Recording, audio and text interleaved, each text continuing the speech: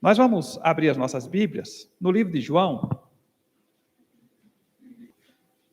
João, capítulo 13, versículo 1 ao 11, nos diz assim: Ora, antes da festa da Páscoa, sabendo Jesus que era chegada a sua hora de passar deste mundo para o Pai, tendo amado os seus que estavam no mundo, amou-os até o fim.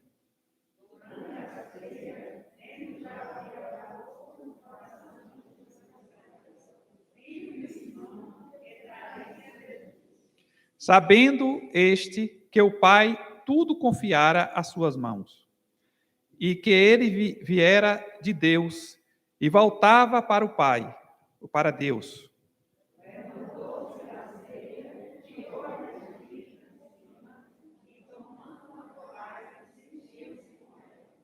Depois deitou água na bacia e passou a lavar os pés aos discípulos e a enxugar-los com a toalha com que estava cingido.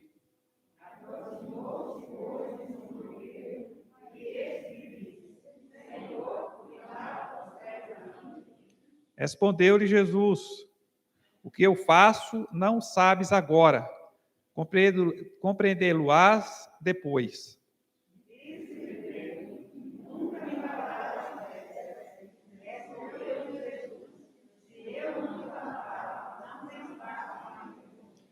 Então Pedro lhe pediu: Senhor, não somente os pés, mas também as mãos e a cabeça.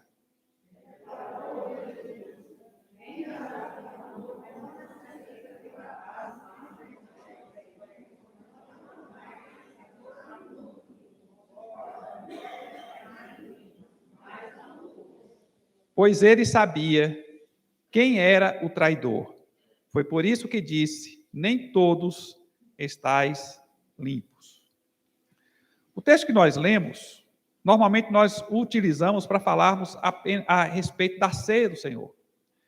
Mas o nosso foco nessa manhã vai ser justamente nessa conclusão que se tem a respeito de Judas Iscariotes. Pois ele sabia, aliás, versículo 10, declarou-lhe Jesus: quem já se banhou não necessita de lavar senão os pés. Quanto ao mais, está tudo limpo. Ora, vós estáis limpos, mas não todos. Pois ele sabia quem era o traidor. Foi por isso que disse: nem todos estáis limpos. Nem todos estáis limpos. É interessante quando a gente vai estudando um pouco a teologia, a gente vai vendo muita gente que arruma muitos argumentos para defender a vida pecaminosa. É interessante que alguns teólogos desenvolveram uma teoria chamada doutrina antissenhorio. Essa doutrina antissenhorio, ela vem ensinando que se o indivíduo se converteu, não importa qual seja a época da vida dele, se algum dia o indivíduo se converteu, ainda que ele não se submeta mais a Deus, ainda que ele seja alguém que viva uma vida alheia a Deus, ainda assim ele está salvo. Essa é a doutrina antissenhorio. E a gente, de vez em quando, vê essa doutrina antissenhorio sendo, na prática, pensada dentro da igreja. Porque muitas vezes o que nós temos são pessoas que, de vez em quando, vão numa igreja, que não tem compromisso nenhum com Deus, nem com o reino de Deus, nem com o projeto de Deus para a vida dele. E essas pessoas, às vezes, a gente vai conversar com elas e elas se sentem salvas. Não se veem como pessoas que necessitam de salvação. E aí você vai falar: não, é porque eu frequentei a igreja há muito tempo, mas eu ainda tenho o temor de Deus. Mas se tem o temor de Deus, por que não faz mais parte da igreja? Se tem o temor de Deus, por que não se submete à vida do dia a dia da igreja? Se tem um temor de Deus, por que a vida não está alicerçada da forma como Deus determina que aquele que tem um temor de Deus deve viver? Logo, o que a gente aprende, então, é que no dia a dia, o que a gente vai observando é que, muito embora nós não defendamos essa teoria do antissenhorio, nós, muitas vezes, vemos pessoas praticando essa teoria. Então, o que é que no essencial, essa teoria defende? defende que você pode ser salvo, Jesus é seu Salvador, mas ele não precisa ser o seu Senhor. Jesus lhe salva, mas você não precisa se submeter a ele daí para frente. Então, esse é um engano terrível, porque o que a gente vai observando na palavra de Deus é que todo aquele que é salvo precisa se submeter ao senhorio de Cristo. E aqui nós temos, então, Judas Iscariotes, alguém que participava do grupo, mas que não se submetia ao senhorio de Jesus, e por isso, Jesus, ao lavar os pés dos discípulos, inclusive o de Judas, ele diz que Judas não estava limpo dos seus pecados. É o que diz o texto aí que nós acabamos de ler. Vós estáis limpos, mas não todos, pois ele sabia quem era o traidor. Foi por isso que disse, nem todos estáis limpos. Então, no meio dos apóstolos, nem todos estavam limpos, porque tinha um que não se submetia ao senhorio de Jesus. Mateus capítulo 10, versículo 32 e 33, vai nos dizer o seguinte: portanto, todo aquele que me confessar diante dos homens, também eu o confessarei diante do meu Pai, que estás nos céus. Mas aquele que me negar diante dos homens, também eu o negarei diante do meu Pai, que está nos céus. Depois, 2 Timóteo 2,12, ainda afirma assim: se perseverarmos, também com ele reinaremos. Se o negarmos, ele, por sua vez, nos negará. Veja que no primeiro texto, você pode dar a entender que o indivíduo só precisa confessar, né? Mas quando o texto está falando de confessar, não é só no sentido de falar, mas é no sentido de viver aquilo que se fala. E aí, Timóteo, então, Paulo escrevendo a Timóteo, já vem com uma expressão que traz mais essa realidade de quem se converte. Se perseverarmos, também com ele reinaremos. Se o negarmos, ele, por sua vez, nos negará. Então, o ensino das Escrituras sempre foi extremamente claro a respeito disso. O fato de você ter se decidido há muito tempo atrás não significa que você é salvo. Porque o que diz se você é salvo ou não é salvo é o fato de você perseverar na fé, de você buscar Deus como Senhor da sua vida e não somente como seu Salvador. É a sua perseverança que é o sinal de que você teve a transformação que o Evangelho trouxe para a sua vida. É a perseverança, que é o sinal de que você tem o Espírito de Deus operando em você. É a perseverança que faz de você um salvo. E, no caso de Judas, estava no meio dos discípulos, tinha poder, recebeu poder para expulsar demônios, recebeu a autoridade de Jesus para ser tesoureiro no colégio apostólico, quer dizer, tinha cargo e tudo, e com cargo e tudo, estava perdido no meio dos apóstolos. Então, é um sinal extremamente claro de que nós precisamos ter compromisso com Deus. A Bíblia, então, nos ensina que os verdadeiros crentes irão sempre perseverar. É na perseverança que nós comprovamos a nossa fé. E aí, em 1 João, capítulo 2, verso 19, que nós estudamos agora, nessa quinta-feira, eles saíram do nosso meio, entretanto, não eram dos nossos, porque se tivessem sido dos nossos, teriam permanecido conosco. Todavia, eles se foram, para que ficasse manifesto que nenhum deles é dos nossos. E aqui, João está falando a respeito de indivíduos que estavam pregando heresias dentro da igreja e que saíram do meio da igreja, mas era uma comprovação de que eles não eram dos discípulos de Jesus, não eram, então, do grupo de Jesus. No caso de Judas Iscariotes, ele não saiu, e essa é uma coisa interessante, ele não saiu do meio, ele continuou ali até o fim, mas ainda que se continue até o fim, não se submetendo à vontade de Deus e ao projeto de Deus, não tendo o Senhor Jesus como Senhor da sua vida e não somente como Salvador, ele se perdeu. Então, Judas é um sinal para todos nós e é uma advertência para todos nós. Nós precisamos ter compromisso com Deus e não somente aceitar Jesus como Salvador e viver de todo jeito. A gente precisa ir adequando a nossa vida aos planos e propósitos de Deus, porque do contrário, o nosso coração vai endurecendo. Aí você vai ganhando dinheiro de uma forma errada e o coração vai endurecendo. Aí você vai fazendo coisas equivocadas e o coração vai endurecendo. Vai alimentando essa brutalidade no comportamento com relação às pessoas. Daqui a pouco você já se acostumou a ser uma pessoa bruta. E o seu coração vai endurecendo. E a gente vai observando, então, que isso vai minando a sua espiritualidade. Vai minando não somente o seu testemunho. As pessoas vão olhando para você como você sendo um descrente. Mas você não está somente se comportando como descrente. Talvez o que falta é o que faltava para Judas Iscariotes. Ainda não estava limpo dos seus pecados. E o Espírito Santo não tinha controle sobre a vida dele. Então nós precisamos tomar muito cuidado quando o nosso comportamento não está condizendo com a nossa fé, com aquilo que nós confessamos. Porque é uma advertência que a vida de Judas traz para todos nós. E eu gostaria então que nós meditássemos sobre Jesus condena um coração endurecido. É sobre isso que nós vamos falar.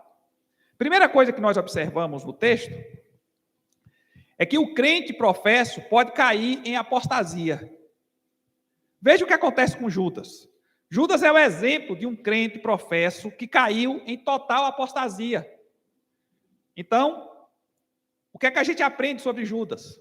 Seguiu a Jesus por 3 anos. Os 3 anos do ministério de Jesus, Judas estava presente.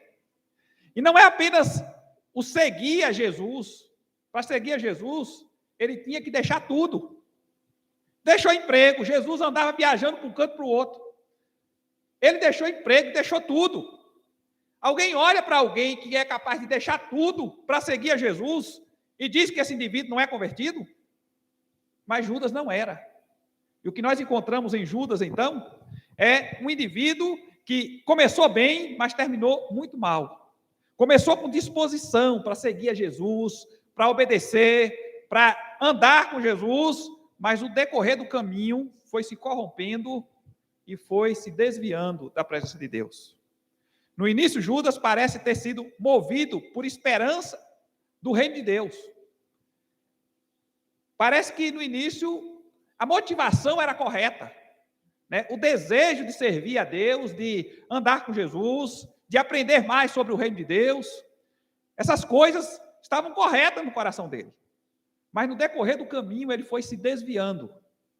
E é interessante porque a gente vai observando que Judas foi se desviando na área financeira. Diz o apóstolo João que ele foi colocado como tesoureiro da equipe. E o dinheiro que era lançado na bolsa, ele começou a roubar. E já são os sinais de que alguma coisa não estava boa na espiritualidade dele. Esse é um ponto interessante. Quando a nossa espiritualidade não vai bem, a gente começa a dar sinal. A vida cristã é igual um carro, por exemplo. Você está andando com o carro e começa a ouvir uma zoadinha. Aí você não conserta. Depois essa zoadinha começa a ficar mais forte. E você diz, não, depois eu acerto. Até o dia que você fica no prego. E é desse jeito com a vida cristã também. Os sinais de que alguma coisa errada está acontecendo na nossa vida, eles vão sendo manifestados.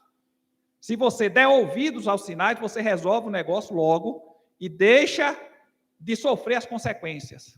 Mas se não der ouvido aos sinais, com certeza você vai sofrer o dano. Judas começou a furtar. E a avareza dele começou a crescer. Até o dia em que ele resolveu ganhar 30 moedas de prata. E o que foi que ele precisou fazer para fazer isso? Entregar o Senhor Jesus, vender o Senhor Jesus pelas 30 moedas. Os sinais estavam sendo dados.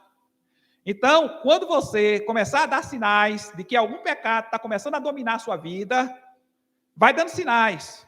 Você vai começando a assistir muita televisão a respeito do tema, né? Vai procurando na internet, Cuidado com o que você procura na internet. Porque a internet oferece muita coisa boa, mas também oferece muita madeira para você se queimar na vida pecaminosa. Então, tome cuidado com a internet. Aí você começa a dar os sinais. Começou a dar os sinais, procure resolver. Você começa, por exemplo, a ter muito pouca paciência com algumas pessoas. Por que você está tendo tão pouca paciência com aquelas pessoas e não tem com todo mundo? Tem algum problema ali, né? Talvez sejam os sinais de que existe algum tipo de ressentimento, de que existe algum tipo de problema de relacionamento que precisa ser tratado. São sinais que estão sendo dados. As pessoas à sua volta já estão percebendo, vão começar a conversar com você, tentar lhe aconselhar. São sinais de que alguma coisa não está andando certo na sua vida. E esses sinais vão crescendo e vão lhe desviando da presença de Deus. O que nós encontramos aqui é que esse indivíduo começou com a motivação certa. Estava disposto a largar tudo e seguir a Jesus. Jesus, em Mateus 8:20, diz assim: mas Jesus lhe respondeu: as raposas têm seus covis e as aves do céu ninhos, mas o Filho do Homem não tem onde reclinar a cabeça. Ele resolveu seguir um indivíduo que não tinha onde reclinar a cabeça. Então, no início, estava com a motivação certa, mas foi se desviando do decorrer do caminho. Então, se Judas, estando na presença de Jesus e ouvindo os sermões de Jesus, e sendo repreendido constantemente por Jesus, porque quando Jesus falava dos fariseus, estava falando de Judas também, sendo repreendidos constantemente por Jesus, não se submeteu, então nós também estamos sujeitos a isso, a essa regra. Judas não somente acompanhou o ministério de Jesus, mas ele acompanhou os milagres de Jesus. Jesus estava pregando, esses dias eu vi um ex-pastor pentecostal que disse que abandonou a fé, um dos motivos foi porque ele não viu os milagres na igreja. Mas Judas não tinha esse problema. Judas não tinha essa crise de não ver os milagres acontecendo, porque Judas via isso constantemente. Todos os dias, era frequente. E não somente via, mas o próprio Jesus deu autoridade aos discípulos para expulsar demônios e fazer milagres. E Judas estava no meio deles. Então, o que nós temos aqui é um indivíduo que está acostumado a ver milagres, acostumado a ver o mover de Deus, acostumado a ver o sobrenatural de Deus se manifestar, acostumado a ver Deus falar, mas ele não se submetia àquilo que era ensinado. Não se submetia à palavra e à orientação de Deus. No meio do caminho, então, o cristão, no caso de Judas, começou a ficar avarento. Sua fé não era mais a verdadeira. João 13, verso 10 e 11 ainda diz assim: declarou-lhe Jesus: quem já se banhou não necessita de lavar senão os pés. Quanto ao mais, está tudo limpo. Ora, vós estáis limpos, mas não todos, pois ele sabia quem era o traidor. Foi por isso que disse: nem todos estáis limpos. Essa palavra de Jesus é extremamente dura com aquele desviado que estava no meio da igreja. Será que nós não temos que começar a fazer isso com algumas pessoas dentro da nossa família? Algumas pessoas que não têm compromisso nenhum com Deus, mas que de repente acham que estão salvas. Está na hora dessas pessoas ouvirem que elas ainda precisam de salvação, de libertação dos seus pecados. Eu me lembro de minha tia, eu era novo convertido, assisti uma fita de um feiticeiro, falando de um monte de gente crente que estava no inferno, e aí fui na casa de minha tia, e minha tia eu acho que já tinha mais de décadas que ela tinha ido numa igreja, mas se sentia mais crente do que todo mundo, e aí eu cheguei lá e eu falei para ela diretamente: a senhora vai para o inferno se não se converter. Ela disse: menino, vai para o inferno, é isso que a Bíblia diz. E aí ela ficou assim, e é assim que você prega o evangelho? Eu disse: é assim que eu prego o evangelho. Não se converteu, está desviada, vai para o inferno. E não demorou muito para ela voltar para a igreja. Porque às vezes a pessoa, precisa de um choque. E a gente fica ajeitando, né? Ajeitando e ajeita. e a pessoa não tem a noção do perigo que ela está sofrendo.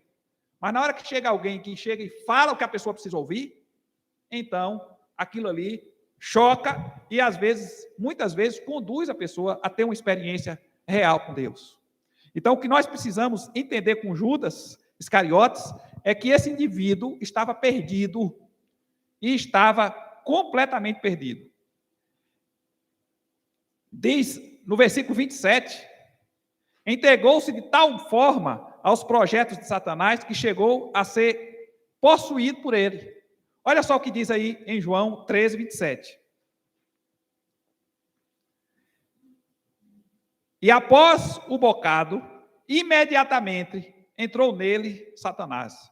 Então disse Jesus: o que pretendes fazer, faze-o depressa. Uma coisa interessante que a gente vê aqui é que a gente vê um indivíduo que antes tinha autoridade para expulsar demônios e que estava acostumado a expulsar demônios. De repente, entregou a vida de tal forma ao diabo que o diabo entrou nele. Você pode imaginar uma coisa dessa? O indivíduo fazer parte da igreja, viver na igreja, andar com os crentes, ter cargo na igreja, e de repente começar a se entregar a pecados,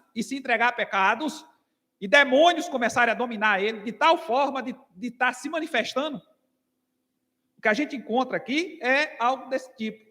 O diabo entrou nele, e Jesus olha para ele e diz: o que tu tem de fazer, faz logo. E ele vai fazer o que o diabo queria que ele fizesse. Foi lá, entregou a Jesus, levou Jesus, os homens para prenderem Jesus, e a última coisa que ele faz é um sinal de intimidade e de amizade. Dá um beijo em Jesus, como sinal de que aquele era Jesus, para que os homens pegassem. Então, quem eu der um beijo, quem eu demonstrar intimidade, é esse que vocês vão prender. E ele chega lá e beija Jesus, mostrando uma intimidade extremamente hipócrita e seguindo a sua vida para a destruição. O que nós encontramos em Judas é justamente esse comportamento que vai atraindo juízo sobre ele. Então, o dia que ele levantou para fazer o que não devia, o diabo tomou conta da vida dele. E dali para frente, ele foi para o caminho da destruição. Porque o fato de não ser convertido é tão evidente na vida dele que, ao invés de ele se arrepender pelo que fez e se converter dos seus maus caminhos, foi capaz de se matar, mas não se converteu. Não mudou. Mesmo sabendo que, se ele se convertesse, né, sabendo a teoria de que, se ele se convertesse, Jesus o perdoaria, ainda que ele fosse aquele que traiu a Jesus. Mas, ainda assim, sabendo a verdade, não cria nela, e por conta disso, foi capaz de se matar por remorso, mas não se converteu. Judas, então, traz esses ensinamentos para nossas vidas, e essa advertência para todos nós. O fato de você ter sido fervoroso uma época da sua vida, não faz de você alguém isento de ter compromisso com Deus hoje. Seu compromisso tem que ser todos os dias com Deus e com o propósito de Deus. Segunda coisa que eu gostaria de trazer para nós é que o crente professo pode amar o prazer temporal mais do que as riquezas eternas. É o que nós encontramos aqui em Judas. Jesus alertou e incitou ao arrependimento e à salvação, mas Judas não deu ouvidos. É o que nós encontramos no versículo 10 e 11 do capítulo 13. Declarou Jesus: quem já se banhou não necessita de lavar senão os pés. Quanto ao mais, está todo limpo. Ora, vós estáis limpos, mas não todos, pois ele sabia quem era o traidor. Foi por isso que disse: nem todos estáis limpos. A última advertência que Jesus traz para a vida de Judas, a última oportunidade que Jesus traz para a vida de Judas, antes dele se levantar e fazer aquilo que não ia ter mais volta, ele teve oportunidade. E a última foi essa, quando Jesus, então, diz para ele que ele não estava limpo. E ele sabia muito bem que estava falando com ele. A carapuça serviu direitinho. Mas ele, ao invés de se converter, se levanta e vai fazer o que já estava predisposto a fazer. No versículo 14 e 18, ainda diz assim: ora, se eu, sendo o Senhor e o Mestre, vos lavei os pés, também vós deveis lavar os pés uns dos outros, porque eu vos dei o exemplo, para que, como eu vos fiz, faça vós também. Em verdade vos digo, que o servo não é maior do que o seu senhor, nem o enviado maior do que aquele que o enviou. Ora, se sabeis estas coisas, bem-aventurados sois, se as praticardes. Não falo a respeito de todos vós, pois eu conheço aqueles que escolhi. É antes para que se cumpra a Escritura: aquele que come do meu pão levantou contra mim seu calcanhar. E Judas continuou endurecido. Você vê que Jesus estava extremamente direto nesse dia, como sempre foi. Judas não foi enganado, como nenhum de nós aqui é enganado quando se deixa iludir por algum tipo de pecado. A gente sabe que o pecado está ali seduzindo a gente, né? Quando vai fazer, faz escondido, o que demonstra que sabe que está errado, mas ainda assim faz, e vai insistindo no erro, e vai sendo escravizado, porque o diabo vai tendo cada vez mais domínio sobre a vida da pessoa. E as consequências, com certeza, vêm. Jesus tratou Judas com amor e tolerância, mas isso não era levado em conta. Nós vemos aqui no versículo 4 e 5, levantou-se da ceia, tirou a vestimenta de cima, e tomando uma toalha, cingiu-se com ela. Depois deitou água na bacia e passou a lavar os pés aos discípulos e a enxugá-los com a toalha com que estava cingido. Veja que Jesus não trata Judas diferente dos outros, né? Alguém poderia dizer assim: Judas se rebelou porque Judas era destratado. Não era destratado. Judas foi alguém que foi amado pelo Senhor Jesus, que foi respeitado pelo Senhor Jesus e que foi tratado como alguém que tinha compromisso com o rei. Você observa que os outros discípulos foram tratados da mesma forma que Judas. Não há aqui nenhum distrato no relacionamento dele com Jesus. Mas ainda que Jesus, demonstrando amor e carinho e abençoando a vida desse homem, esse homem não se converteu. Judas teve seus pés lavados com os outros discípulos. Judas tinha cargo de confiança no grupo, é o que diz lá em João 13, 29. Pois como Judas era quem trazia a bolsa, pensaram alguns que Jesus lhe dissera: compra o que precisa para a festa, ou lhe ordenara que desse alguma coisa aos pobres. Era um indivíduo de confiança, provavelmente organizado, porque você não pode dar um cargo para administrar dinheiro para gente desorganizada. Vai administrar de forma errada, vai gastar o dinheiro que não é dele. O que a gente encontra aqui, então, é um indivíduo que tem qualidades e que tem as suas qualidades reconhecidas e que é colocado em função de confiança. O que demonstra, então, que Jesus não o destratava. Pelo contrário. Mas isso não gerou nele nenhum tipo de temor. Não gerou conversão. Não gerou mudança de vida. O indivíduo continuou endurecido. E isso o conduziu para a perdição. Judas foi ungido para curar enfermos e expulsar demônios. É o que diz Mateus, capítulo 10, versículo 1 ao 4. Tendo chamado seus 12 discípulos, deu-lhe Jesus autoridade sobre espíritos imundos para os expelir e para curar toda sorte de doenças e enfermidades. Ora, os nomes dos 12 apóstolos são estes: primeiro Simão, por sobrenome Pedro, e André, seu irmão, Tiago, filho de Zebedeu, e João, seu irmão, Filipe e Bartolomeu, Tomé e Mateus, o publicano, Tiago, filho de Alfeu, e Tadeu, Simão, os Zelotes, e Judas Iscariotes, que foi quem o traiu. Você imagina um negócio desse? O indivíduo expulsou demônios, curou pessoas em nome de Jesus, fez coisas extraordinárias. Ele poderia até fazer o que às vezes a gente vê alguns fazendo. O indivíduo está desviado, fora da igreja, pintando e bordando por aí você vai evangelizar e ele diz: eu já fui usado para expulsar demônios. Quando eu orei uma vez, aconteceu isso e aconteceu aquilo. E começa a demonstrar os sinais.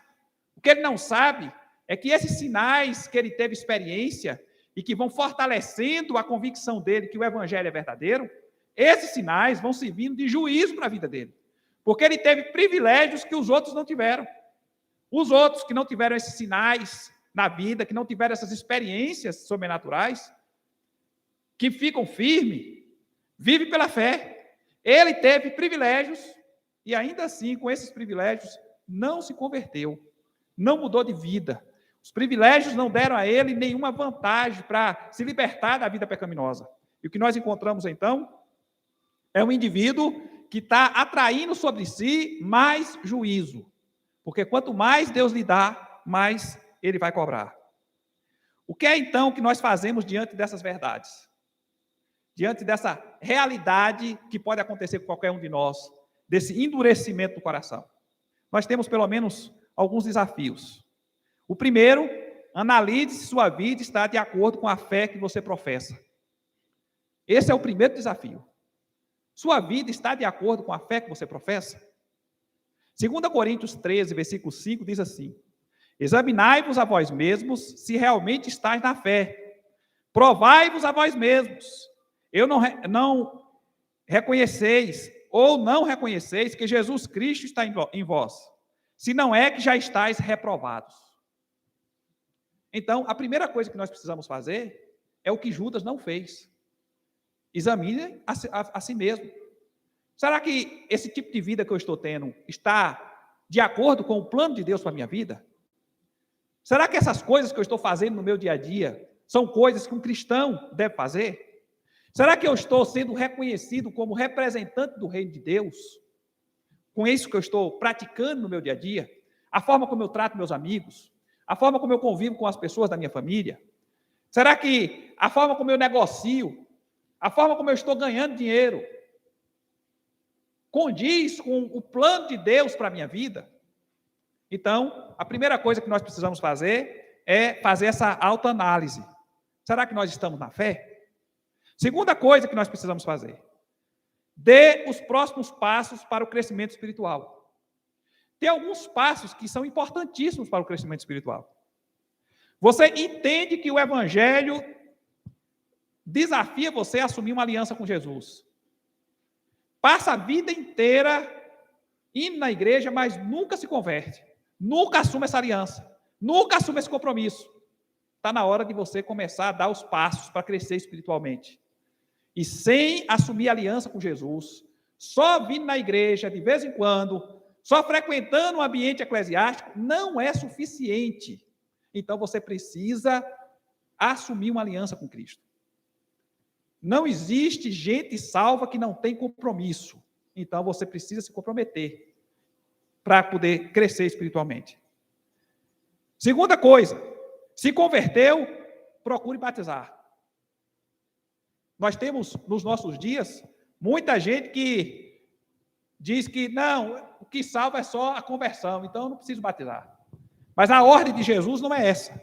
Ide, portanto, fazei discípulos de todas as nações, batizando-os em nome do Pai, do Filho e do Espírito Santo. Então, você se converte, se decidiu, agora se batize. Comece a aumentar o seu comprometimento com o reino de Deus. Não ache que só o ter se convertido no decorrer da vida é suficiente. Você precisa se comprometer com o reino. E você não se compromete com o reino enquanto não se compromete com a igreja. Então, você precisa se batizar. Então, se converteu, se batize. Se batizou, procure fazer discípulos. Tem muita gente na nossa igreja que está de bracinho cruzado como se estivesse de férias. E não está de férias. Você foi chamado por Deus para fazer discípulos. E aí nós voltamos a Mateus 28, versículo 19 e 20, diz assim: ide, portanto, fazei discípulos de todas as nações, batizando-os em nome do Pai, e do Filho, e do Espírito Santo, ensinando-os a guardar todas as coisas que vos tenho ordenado. E eis que estou convosco todos os dias, até a consumação do século. Discipulado não é para pastor fazer. Discipulado é para todo crente fazer. Então, não fique transferindo responsabilidade que é sua para outras pessoas. Você tem responsabilidade por fazer discípulos. Você tem responsabilidade de fazer discípulos dentro da sua casa, o seu vizinho, o seu amigo, todo mundo tem responsabilidade por discipulado. Então, não transfira isso para o pastor, não transfira para presbítero, não transfira para a liderança da igreja. Discipulado é para todo crente. Então, todo mundo aqui precisa se envolver com o discipulado. Assim como todos nós precisamos evangelizar pessoas, todos nós precisamos, de alguma forma, nos envolvermos com o discipulado. É o próximo passo. Se batizou, é membro da igreja, cumpra as suas obrigações com o reino. E eu imagino que muita gente sabe que se batizando tem que cumprir, tem que aumentar o nível de responsabilidade, e é por isso que muita gente não quer se batizar, para não ter a responsabilidade. Mas essa responsabilidade faz parte do processo que Deus desenvolve para nós, para nos fazer crescer espiritualmente. Então, se batizou, procure fazer discípulos. E, por último, está afastado da comunhão, procure reconciliação. Você quer crescer espiritualmente, quer desenvolver a sua comunhão com Deus, então procure reconciliação. Deus deseja que você tenha crescimento espiritual. E aí você aproveita a oportunidade que teve de ter sido disciplinado para se manter afastado a vida toda, para não ter que se submeter à liderança da igreja, para não ter que ninguém lhe cobrar nada. Mas esse já é um sinal de que alguma coisa errada está acontecendo com a sua espiritualidade. Então, se você está afastado da comunhão, procure se reconciliar. Procure se libertar do que precisa ser liberto e procure se reconciliar. São esses os desafios que nós temos para as nossas vidas. Se converteu, procure batizar. Se batizou, procure fazer discípulos. Está afastado da comunhão, procure se reconciliar. Que Deus nos abençoe e que Deus possa nos conduzir a termos o comportamento adequado diante daquilo que Ele traz como desafio. E eu gostaria, então, de dar oportunidade para você que frequenta a igreja e que deseja se converter. Alguém aqui que deseja hoje assumir uma aliança com Jesus, se converter? Dê só um sinal com sua mão. Para você que está afastado da comunhão e quer voltar a ter comunhão, há alguém que deseja? Você está disciplinado, afastado, parou muito tempo de frequentar a igreja, está afastado da comunhão e deseja voltar a desenvolver a sua comunhão com Deus. Tem alguém? E para você que ainda não é batizado, já se converteu e precisa se batizar para se tornar membro. Nós estamos com uma classe, ali no final agora do ano, nós vamos ter o batismo aqui na igreja. Você pode procurar Carlos e começar a frequentar a classe para poder ser batizado. Então, não coloque barreiras no seu crescimento espiritual. Deus quer abençoar a sua vida e você precisa assumir um compromisso com Ele para que tenha a vida abençoada. Não confie só no fato de ter se decidido ou de ter tido uma experiência lá no passado com Deus. Ele quer que você tenha compromisso com Ele. Então, para termos esse compromisso, nós precisamos seguir o que Jesus orienta para as nossas vidas. Que Deus, então, nos abençoe. Derrame graça sobre nós e nos fortaleça na sua presença, para que nós possamos todos sermos confirmados para a salvação em Cristo Jesus.